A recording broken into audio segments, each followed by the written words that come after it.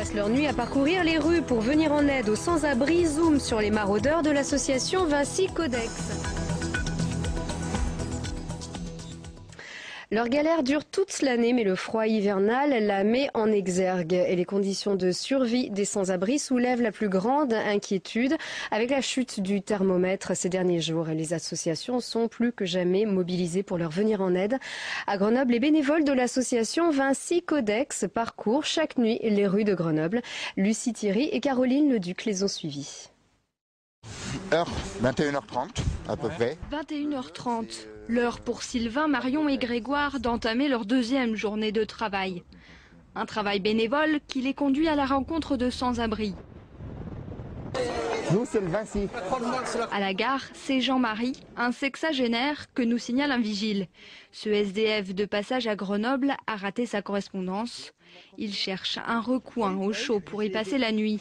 Sylvain a ses adresses. Et là, on va le mettre au SAS, dans un SAS SNCF qui est au centre-ville de Grenoble, qui est chauffé.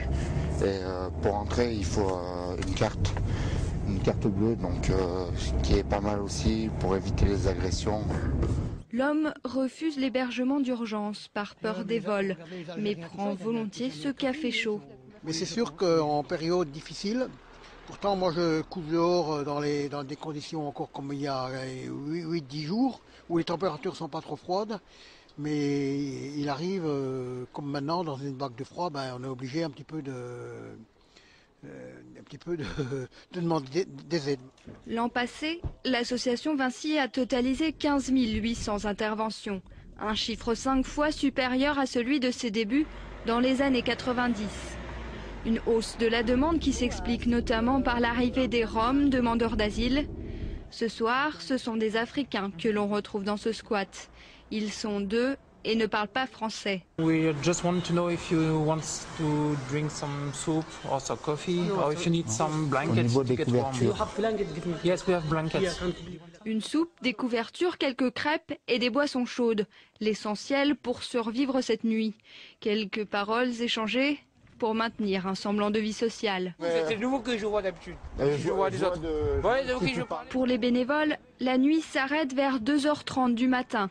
J'ai pu avoir envie à une époque effectivement d'aller chercher, apporter du secours on va dire ailleurs, mais finalement on peut se rendre compte qu'il y a des gens qui ont besoin de votre présence, de votre aide, vraiment au coin de la rue. S'ils étaient 150 bénévoles à une époque, aujourd'hui ils ne sont plus qu'une trentaine à se relayer chaque soir, 365 jours par an.